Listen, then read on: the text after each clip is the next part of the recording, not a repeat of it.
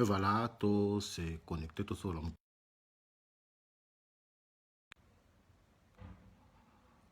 Tout sur l'homme qui Makamamboka, la République démocratique du Congo. Ben voilà, Nazo la Batouba c'est connecté mouké. Comme ça, tout sur l'homme qui Makamamboka Nabiso, la République démocratique du Congo. Merci Nabande Konyoso Baza connecté maintenant. Bande Konyoso Baza connecté, va partager vidéo. Parce que vidéo le lot sur le est très important pour nous sur la République démocratique du Congo. Partager vidéo, nous sommes connectés maintenant. Après si nous avons Benjamin Chipo et pas Ali. Partager vidéo, le côté. Tiens mon ami nayo comme ça bande comme ça va profiter na yango parce que makambo to solo là. Et ça makambo très important. Ça makambo oyo biso ba jeune a on a kata diaspora tozo ko taper ba réunion tozo solo na yango. Pour un peu évaluer la situation de Mboka Nabiso. À chaque fois, nous sommes là, nous avons une réunion où nous sommes là. Nous sommes important pour informer le peuple congolais de partout. Tout partager la vidéo avec le peuple congolais. L'autre est très important. Claude Chomongo. Mon verre, moi, Claude Chomongo, on appelle son botatro, Malouka Zadi. L'embrouillère, Malouka Zadi. On appelle son botatro, pas aux alliés. Je suis en lobby to partager vidéo. Oui, mbote papa nangai Benjamin Chipoy. Oui, Malouka Zadi, l'embrouillère, bonjour. To partager vidéo, to kosolo la makamoko très important. Car ninga na uti koloba na ebande la vidéo nanga. À chaque fois tozo kota ba réunion biso a na carte Europe. Ko eba toujours na ninga na koluka ba solution pour mboka na la République démocratique du Congo. Nous avons informer toujours Bana Congo, peu partout dans la diaspora, excusez-moi. Situation nous sommes au Leka, peu par réunion sur Kota. Mike Mavouela, moi papa nanga Mavouela somme. La personne bote pas aux alliés. Et puis qu'on a associé Mboko Zobuna toujours pour Namboka, Pasteur Laurent, la personne bote. Oui, bande qu'on a opé sans bote un peu après, to mekan ko so la mouké, Magamboka na la République démocratique du Congo. Car nous avons koloba tozoko ta réunion à la diaspora tozoko bunda koyeba toujours solution ni toko sala pendenge ni toko koyeba na ko informer ba bande ko na so bazana kati ya Congo na avant na bana vidéo o na remercier ndeko na ngai to petit frère na ngai oyo azako bunda kuna na kata IDPS mobundeli munene na kata ya mboka na so la République démocratique du Congo fils Mukoko. En tout cas, courage, papa, Kolembate. Continuez toujours dans le combat. Combat wana ezali combat ya biso nyonso. Souci na biso ezali ete bandeko na biso ya IDPS nyonso ba comprendre que ba continue na kata piège. Eza un peu na bandeko mususu ba komi ko comprendre maintenant réalité. Ba komi ko comprendre maintenant réalité que makambo ngonzo kaneza la ki piège. Alors ba oyo ba zo ko comprendre réalité ba benga tozo benga bango bana mayele. Bakomi kolongwa siko na kata piège wana bazo kolinga te batika na kata piège wana kasi ba oyo bazalaka ba mananga ngulu bazo koluka ba se positionner to président tia bango ka bango bazo ko tourner toujours en rond na kati na piège wana bandeko na kanisi papa nanga Chomongo akomi nini awa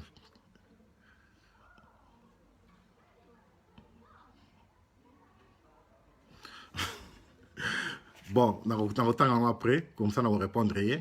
Bandeko nangai, toujours au na kati na réunion, na kati diaspora, ko yeba toujours ko luka solution, ya makamuna ya mboka na so la République démocratique du Congo, ndenge toza ko luba, na kati ba vidéo na biso. Toza ki na réunion, te meka ko solo là, après 1000 réflexions, te meka ko solo là, ko yeba na ko luka solution, qu'est-ce qu'on peut faire? Félix Tshisekedi, président élu ou nommé, ndenge mutno sa ko linga ko citer kombo. Il faut comprendre que à côté de la engrenage, c'est comme difficile pour Bima. Pesa na ba proche mutu c'est IDPS maintenant ba comme comprendre que engrenage ba côté est comme difficile pour Bima. Mais ba oyo baza un peu proche na Félix Tshisekedi to ba o bazali proche na famille Tshisekedi. Et ça passe pour bandima de fait que engrenage ba côté et ça piège mo makasi. Bande ko ngana lo ba toujours na ma vidéo na nganyo so na sala kake. Kabila c'est un bon politicien. Kabila a entouré na ba politicien ya malamu selon ye oyo bazo sala tout et régime wane kufate umela. Ce qui Kabila andima qui était à céder la magistrature suprême. Parce qu'il y a bien que Congo, selon la constitution de Mboka, ils ont dirigé le président de la République. Parce qu'il y a comme une dictature. Congo, ils ont dirigé, il faut avoir la majorité dans le Parlement, il faut avoir la majorité dans le Sénat. Puis les sous-sous, il y a été président de Premier ministre. Ou le Premier ministre, ils ont la majorité dans le Parlement. Donc cela veut dire que ceux qui ont la institution, ata kamati magistrature suprême to président c'est to pesi na mutu mususu président na ko tourner en rond a ça le moté même le président on a kozala incapable ya ko limoger premier ministre parce que il était muta nommé bato ba nommé premier ministre et za parlement Kabila ebaki biloko nyonso wana et robo moni Kabila serein Kabila calme à chaque fois zo le kana télévision zo seka pour ebiki émission na eza récit. Nagani sipso toujours mona na ba image caméra zo ko sauter caméra za calme parce que yebi que mission za réussi ba yeba ki plan na bango bande ko sala ba peuple congolais pona kota na mozindo un peu na ba réunion toto sala to mona ki na discours au président Félix aloba qui était il faut ko déboulonner bango pona ko déboulonner bato yo ya FCC na ko yebisa bino vérité ce n'est pas facile. Bato muso bazo kanza lokola ke président Félix akovanda akomi ko kanga ba ministre wana moko to ba député wana moko o ya FCC akomotinda bango na prison to akomo condamné bango non yo matata mponyo yibaki na pesio 10 ans non yo Zoé Kabila oyibaki na pesio 5 ans non yo mutubo salaki boye na longolo na pouvoir batebele bazo kanza lokola ko sala mabongo mais na sino que c'est très difficile et ko sala mabongo te parce que il était mutakocha ba ministre, il était mutaché parlement, il était mutaché sénat. Puis en plus cache sa majorité té, ils ont un pourcentage moko muké ça faible. Bande que ça situation moko très difficile.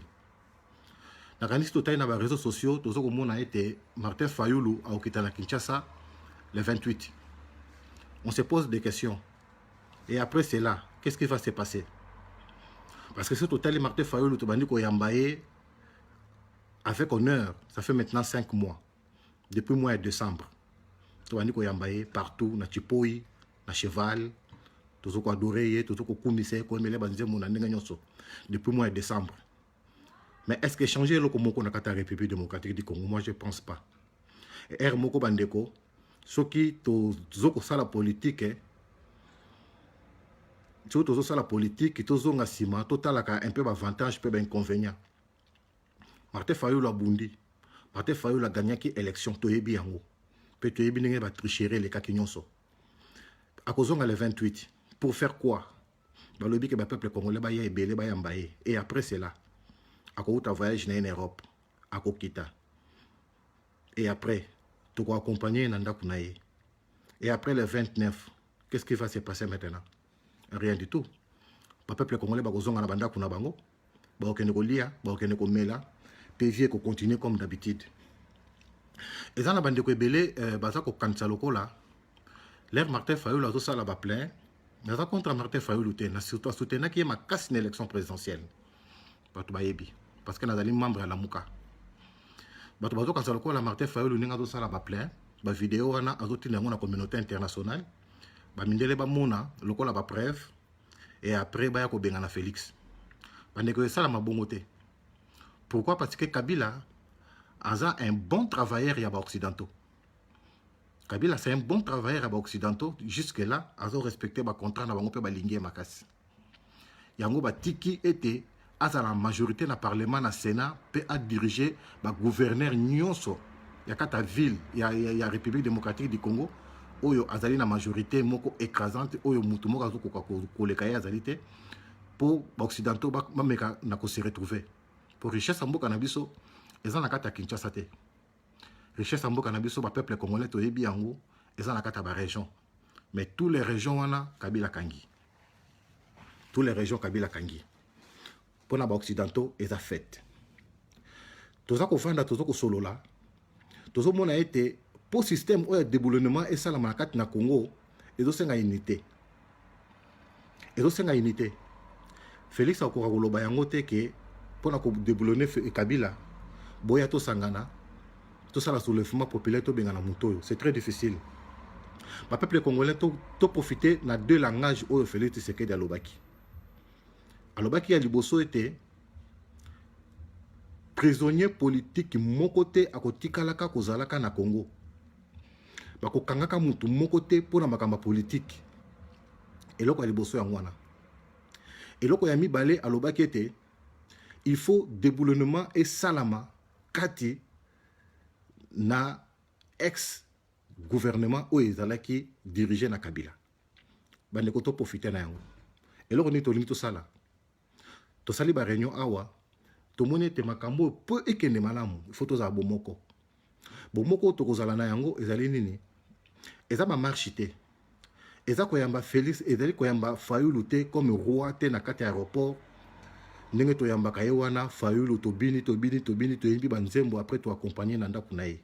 Et après le 29 esili mutanda kunaye non. Mais soki tozali bomoko. Bandeko na biso ya cash o bakomi ko comprendre vérité. O bakomi ko comprendre que bakoti na kata engrenage moko boye il faut ba bima bazo ba ko bimate. Batu lokola ba fils mukoko bakomi ko comprendre. Bazo ko banga te. Bazo ko lobela kabundu clairement oyo boye ke batu mutsu tisika sko bazo ko lenga kabundu bazo ko banga ye bazo mona lokola roi. Mais bato ko la ba Yves Mukoko pe groupe mutsu bakomi ko lobela ye clairement boye fils mukoko. Tozo senga na bato bongo. Bato bongo bazala. Ba combattant ya bongo bazala. Bato lokola ba fils mukoko oyo baza ko banga te. Baza ko loba yango ke biso tozali ba guerrier. Toko banga eloko moko te il faut déboulonnement et salama. Il faut régime oyo ekweya. Bato ya bongo nde toza ko lukana kata ya République démocratique du Congo. Ceux qui bato bongo bakozala. Na yebisi bino ke régime wana ekokweya. Parce que na koyebisa bino vérité bandeko. Félix akotikalaka kosala eloko moko te na Congo tant que azali associé na Kabila. Akotikalaka kosala eloko moko te. Même ata ministre moko te Félix akotikalaka ko suspendre ye oyo bako nommer azate. Même ata député moko te oyo Félix akotikalaka ko suspendre azate. Parce que bazali ba député ya Kabila. Oyo Félix azali lié na contrat na bango oyo ba signaki na accord na bango. Félix ayebi ba contrat wana. Aza lié na ba contrat wana. Bandeko nanga. C'est la constitution na biso ya mboka ndenge na uti koloba. Président de la République aza même ata na puissance te ya ko limoger premier ministre. Aza même na puissance te ya ko limoger premier ministre. Parce que yete mutu a nommé ye. Moutache premier ministre eza parlement. Yango bozo ko mona ke jusque là benda bika ezali ete Kabila na Félix aza ko boya premier ministre wana po yebike soki andimi premier ministre a Kabila ya kozala na contrôle na yete. Pe ata sali mabe e akozala na difficulté ya ko limoger ye. Il faut aller na parlement. Parlement wana eza Kabila nda fandi wana. Parlement lere ko décider ko mema dossier na Sénat. Sénat wana eza ya Kabila. Bandeko toza na situation moko oyo ezali très difficile na moment oyo. Yango wana moko tofandi tozo komona ba vidéo mususu oya kala papa na biso ngwanda bande koloba. Bakendaka élection na mboka oyo eza occupé te. Soko ki élection na mboka oyo ezali occupé, occupant akosala tout ye azala protéger. Parce que ceux qui ont protégé te beaucoup kangaye, beaucoup bomaye, beaucoup condamné, beaucoup tindaye na laye. Kabila ayebi yango. Même à ta déboulonnement au wana Félix Azokoloba. Tant que Kabila aza, tant que Sénat eza ya Kabila, tant que Parlement eza ya Kabila, et loko moko ekotika laka kozala wana ezalité. Toto senga na ba leader nyonso. Ba oyo ba komi ko comprendre. Ba oyo ba komi ko comprendre un peu vérité. Et te Kabila Félix Azoko tourner à rond. Ba sangana. Toko mamutu moko. Pour créer soulèvement populaire quand Namboka n'a la République démocratique du Congo. C'est ça la seule solution pour la Mboka n'a la merde. Pour la Mboka n'a la merde, bande konanga to retourner en rond pendant des années et des années. Parce que mandat Félix c'est ce que s'il y a 5 ans oyo, moto a remplacer ezali batu ya FCC. Parce que bazali majorité na parlement, vote ko bana ko sala na parlement, mbala moko ba voter président na parlement makambo esili pe kuna na parlement bakati soki kozala susu 7 ans ekolongwa 5 ans po tokóma na makambo wana te bandeko tolingaka ba video oyo ba combattant toza kosala toyeba na kopublier yango epa bandeko na biso baza na Kinshasa batalaka ngo ata quelques minutes bazwaka mpe mayele parce que baza koma mpe na baproblème ya baméga. Félix a tourné en rond pendant 5 ans. Solution ezali moko ete ba oyo ba comprendre vérité bandeko na biso ya lamuka bandeko na biso ya ensemble bandeko na biso ya cash oyo ba comprendre vérité que président na bango azali pris en otage bandeko na biso ya papa Ngwanda to sangana tokoma mutu moko toluka solution pour na ko créer soulèvement populaire kati na mboka na so la République démocratique du Congo. C'est ça la seule solution oyo ekoki kobimisa mboka na biso na merde. Ndenge Félix Tshisekedi alobaki ke mboka na biso ezali mboka moko ya état de droit. Jamais bakokangaka opposition opposant moko okendaka prison te pona makamba politique. Cela veut dire que ce qui soulèvement populaire esalami na mboka, il va respecter sa parole pour être mutu moko te akende na prison pona makamba politique. Parce que eza état de droit. IDPS et outil na makambo ya état de droit à respecter yango. La seule solution o tokoyi kosala ezali soulèvement populaire ya kosangisa bandeko na biso oyo bakomi ko comprendre ezala bandeko na biso ebele ya IDPS bakomi ko comprendre bato bazali ko comprendre tete sika sikoyo eza bato bazo ko tenter nanu balobi totala nanu gouvernement lere ko bima tam tusu Félix ako kanisa so na mo ba poste mais baza conscient kati na bango moko ke bayebi ke tozali pris en otage. Ça c'est la seule solution. O Martin Fayulu akoya o toke ne ko yambaye lokola roi le 28 et qu'on tourne nango à rond. Celui qui est le 28 et après le 29, qu'est-ce qui va se passer encore? Rien du tout. Tozonga na banda kuna biso, tole ba fufu na biso, to meli na biso ba bière na biso, après tozonga na banda kuna biso makambo sili. Et sili mboka ezalaka libéré, ceux qui mboka bande konangai ezali pris en otage. Ezalaka libéré kaka na soulèvement populaire. Partout dans le monde, ceux qui mboka ezali pris en otage na batu moko songolo. Na pays moko songolo, to na président moko za dictateur, ezalaka toujours libéré na soulèvement populaire par le peuple. Ezalaka jamais to ko libérer mboka na son élection présidentielle. Jamais. Pour ngai moko pe na yebaki yango ke élection présidentielle o tozo ko kende. Kabila jamais akolinga à la passation de pouvoir. Nandenge ya bien 100% vérité et pas ya Fayulu, to pas ya Moïse, to pas ya Félix nandenge ya bien. Non, il faut eloko moko eleka. Mais to yeba ki teke ba contrat moko caché ezalaki. Yango to yeko yeba yango ba contrat eza caché. Bande ko na biso ya IDPS belé ba yeko comprendre vérité. Ba camarade na biso belé o ba kende ki na Kinshasa bazo ko benga biso na retour awa. Ba bi mon cher, il n'y a rien là-bas. Il n'y a rien là-bas, on tourne en rond. Bolanda ba prince ba makadam bazoko bongsela biso te wana ya 1 mètre ba 2 mètres ba 2 kilomètres wana te, il n'y a rien. La seule solution bande konanga to sangana biso nyonso ba oyo ba combattant oyo ya lamuka oyo ya ensemble oyo ya Moïse Katumbi oyo ya cash ba oyo ba comprendre vérité que tozoko tourner en rond oyo ba comprendre vérité que Félix a pris en otage to sangana biso nyonso. Tout ça là-bas, réunion, tout créer soulèvement populaire dans la République démocratique du Congo. Ça, c'est la seule solution autre que bimisa. Pas peuple congolais, quand il a merde autre, aux na yango. Ce qui te lobby que tous les gouvernements ko salama. Kabila déjà azako eba. Kabila azako kosenga était yé azala na 80% ya ba ministre quand il a République démocratique du Congo. 80%. Donc 20% wana atike la cash ndambu atike la soki caméra atike la IDPS ndambu atike la caméra ndambu atike la soki ensemble ndambu yemoka zo 80%. Bozo mona ke na 80% wana Félix a tourner toujours en rond a ko sala eloko moko te. Ce qui totali côté ba gouverneur. Ba gouverneur sur 26 régions, Kabila a déjà kangi 20. Bozo ko mona. Donc cela veut dire que et loko moko Félix akosala ezalité na bande konanga oya IDPS o tisko bozo ko comprendre loko moko te o bozana bino ba fana kwiti musala na bino ko finga musala na bino ko comprendre loko moko te bolamuka ndenge ndeko na biso fils mukoko ala muki bande ko mususu pe baza sima na bolamuka bo comprendre vérité bozali wana fils mukoko soki vidéo oyo ko komela yo kutana na ba combattant oya lamuka kutana na ba combattants oyo ensemble oyo bazali sur le terrain oyo ba comprendre pe que Félix azoko tourner en rond bosa la bloc bo créer soulèvement populaire et souka na marche kaka oyo bozo sala ba marche pacifiquité mais bo kene yango musika soulèvement populaire na biso eza pona ko neutraliser Félix té Félix aza mwana ya mboka aza mwana oyo tolingi mais soulèvement populaire na biso ezali pona ko déboulonner régime ya Kabila batu nyonso wana FCC balongwa soki toko bandela ba élection to bandela na bango te bango bazala libanda bakende parce que 18 ans ya pouvoir ba tourner biso en rond ba salé loko moko te c'est ça notre but c'est ça notre lutte.